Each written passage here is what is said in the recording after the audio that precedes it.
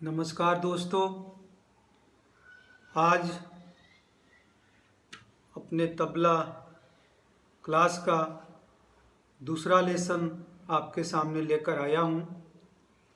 जैसा कि हमने पहले लेसन में बताया था कि हमारा पूरा तबला कोर्स 10 विभाग के अंदर ख़त्म होगा, तो आज उसका पहला और दूसरा विभाग मैं शुरू करने जा रहा हूँ। इस पहले विभाग का जो विषय है वो है हमें कैसा तबला खरीदना चाहिए। तबला सीखने से पहले हमारे पास तबला होना चाहिए, और जिनके पास तबला पहले से है ठीक है, लेकिन जिनके पास नहीं है, जिनको खरीदना है, तो उन्हें कैसा खरीदना चाहिए उसका एक बेसिक ज्ञान और जो हमें चीज़ें ध्यान में रखने हैं वो आपको बताने जा रहा हूँ। और दूसरा पार्ट जो इसमें कवर करूँगा वो है कि तबले के क्या क्या पार्ट्स हैं, अलग अलग क्या क्या भाग हैं, और तबले का हमें पोजीशन कैसे रखना है बजाते वक्त, प्रैक्टिस करते वक्त, और किस तरह से सिटिंग पोजीशन रखनी है। तो पहला है कैसा तबला खरीदना चाहिए। तो तबला खरीदने के लिए इस तबले में दो पार्ट हैं, जैसा कि आप देख रहे हैं। एक को हमें जो ये छोटा वाला पार्ट होता है इसको हम बोलते हैं तबला या चट्टू। इस पूरे का नाम है तबला या चट्टू। और दूसरा जो ये बड़ा वाला भाग है इसको बोलते हैं डग्गा। इसका नाम है, इस पूरे को डग्गा बोलते हैं, और इस छोटे को चट्टू या तबला।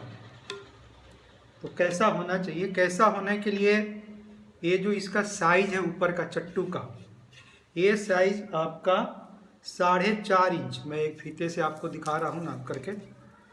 ये जो अब किनारे से किनारे जो ये नाप करेंगे, ये 4.5 इंच से लेकर 6 इंच तक होता है। इसमें फ़र्क क्या है?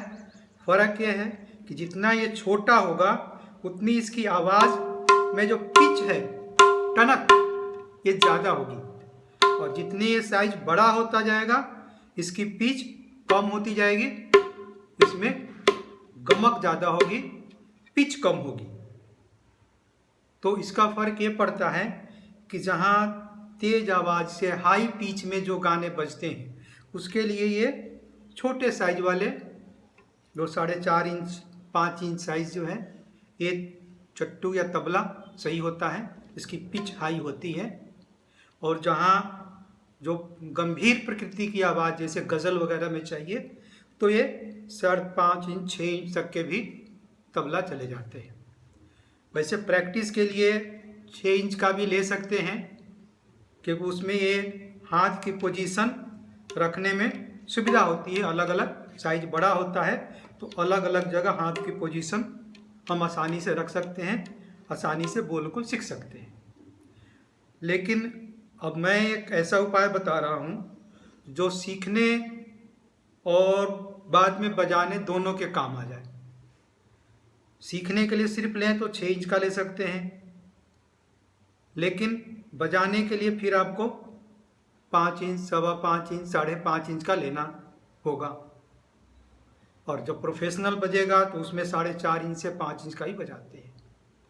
तो अभी के लिए मैं एक ऐसा उपाय जिनको कि एक ही लेना है जो दोनों में काम चल जाए, तो 5.25 से, ये हमारा जो तबला है ये करीब 5.25 साइज का है, 5.25 से 5.5 की साइज का चट्टू आप लेंगे ये तबला, तो ये आपको सीखने के लिए भी और बाद में बजाने के लिए भी दोनों में काम आ जाएगा।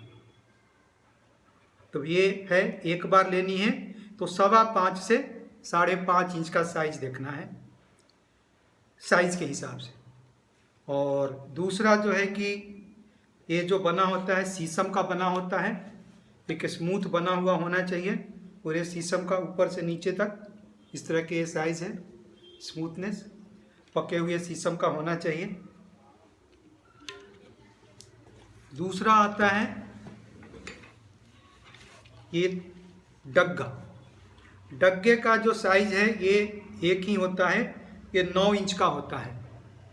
तो ये हर में 9 इंच का ही होता है। तो ये 9 इंच के साइज का डग्गा होगा। इसमें जो दूसरी चीज़ें ध्यान देने वाली बात है कि ये इसका बॉडी, ये बॉडी स्टील का होता है, पीतल का होता है और तांबे का होता है। ये तांबे का है। तो मेटल से उतना ज़्यादा कोई फ़र्क नहीं है, कोई भी हो सकता है, रेट के हिसाब से है। स्टील का होगा तो रेट थोड़ा कम होगा, पीतल का होगा तो उससे ज़्यादा होगा, और तांबे का होगा तो उससे भी ज़्यादा होगा। मेन इसमें देखना है वेट। इस पूरे डग्गे का वेट मिनिमम 3.5 किलो होना चाहिए। प्रोफेशनल बजाने के लिए इसका वेट 4 किलो हो ज़्यादा अच्छा है, पर 3.5 किलो का हो तो ठीक है। और शुरुआत में वैसे चूँकि ये वेट के हिसाब से ही इसकी कॉस्टिंग होती है, तो कम से कम 3 किलो का होना ज़रूरी है, नहीं तो इसमें आवाज़ की जो गमक है वो गमक नहीं आएगी। ये ध्यान रखना है इसमें खरीदते वक्त। मतलब इसको यदि समराइज करें तो तबला और चट्टू ये साइज़ जो है आपको 5.25 से 5.5 इंच का साइज, शीशम का पक्का लकड़ी, और जो डग्गा है 9 इंच होता ही है कॉमन सब में।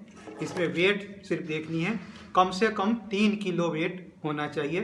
3.5 किलो हो अच्छा हो, 4 हो तो और भी अच्छा हो। मेटल कोई भी ले सकते हैं, अपने शौक और फंड के हिसाब से, पैसे के हिसाब से ले सकते हैं। पित्तल का, स्टील का, तांबा का, कोई भी ले सकते हैं। ये हो गई।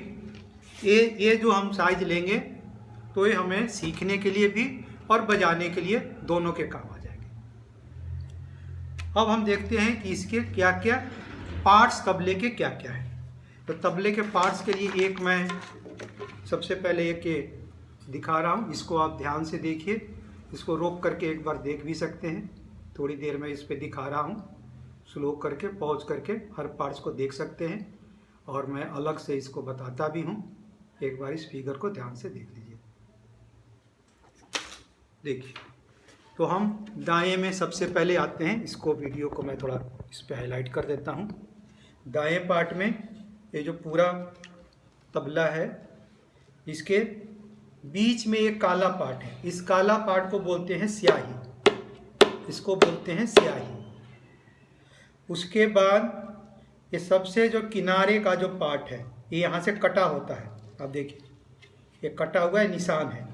एक किनारे पार्ट है, इसको किनारी या चाटी, किनारी या चाटी, ये इसका।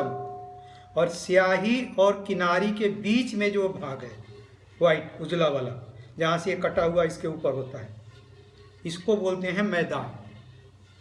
ये 3 इसके मुख्य भाग हैं, स्याही, मैदान, किनार। उसके बाद जिसमें ये बंधा हुआ है, इसको बोलते हैं गजरा। ये पूरा है गजरा।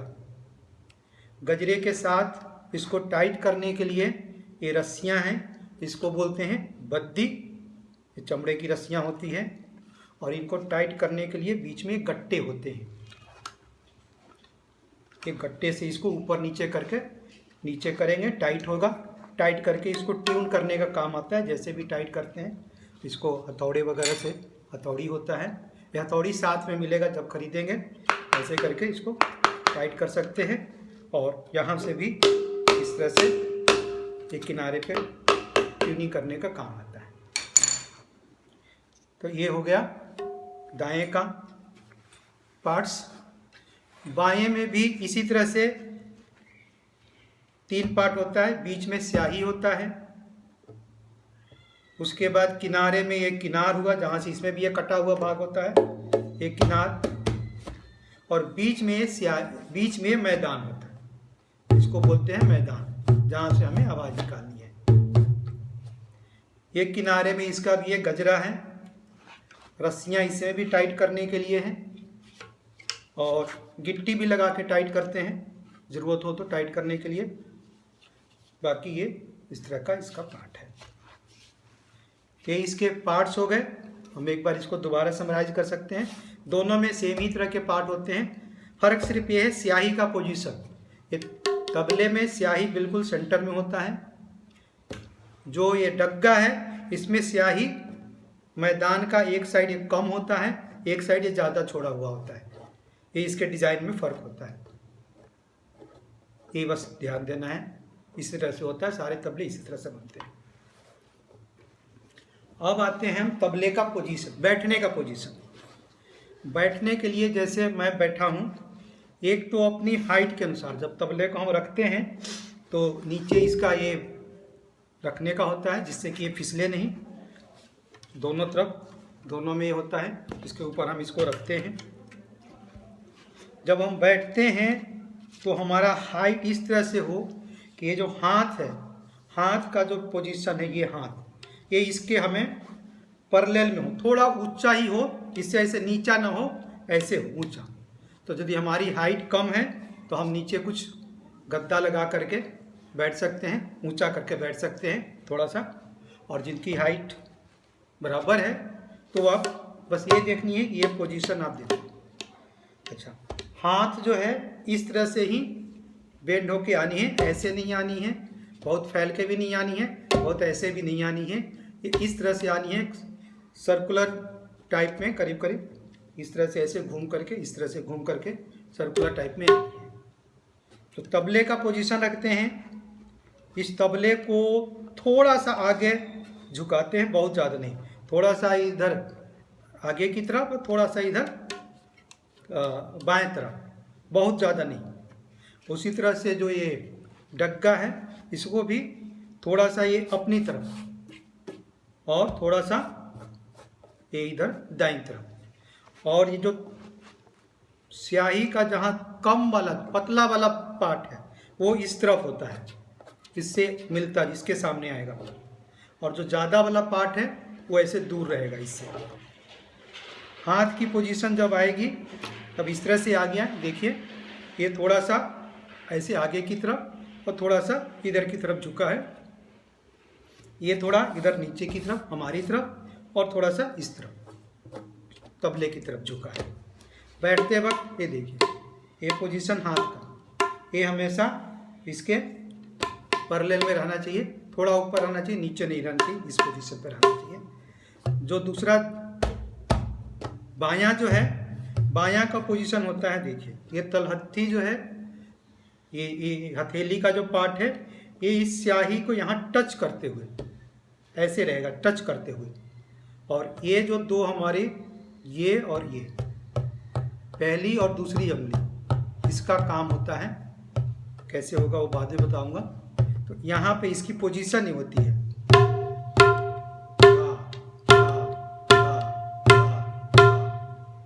तो गे गा गे गा गे गा गे। तो ये पोजीशन इसकी है, हाथ की पोजीशन और तबले की पोजीशन, ठीक है। तो ये है बस हाथ की पोजीशन, हाइट और ये हाइट और एक राउंडिंग, ये मेंटेन करना जरूरी है, नहीं तो ये हाथ आपका थकेगा। इस तरह से रखेंगे तो ना हाथ थकेगा ना आपको बोल बजाने में कोई दिक्कत होगी। तो ये आज के हमने ये 2 विभाग इस लेसन में ख़त्म किए। इसको समराइज कर दूं, पहले मैंने बताया कि कैसा तबला खरीदना है, उसके बाद ये तबले के प्रकार हो गए, क्या क्या इसका भाग हो गया, और हमें किस पोजीशन में बैठना है और तबले को किस तरह से रखना है। आशा करता हूँ ये चीज़ें आप लोगों को समझ में आ गई होगी। तो आज के लिए इस लेसन में इतना ही। अगले लेसन में आप तबला खरीद करके तैयार हो करके बैठिए, अगला लेसन जब आएगा तो आगे विभाग की बात बताऊंगा। तब तक के लिए धन्यवाद, नमस्कार।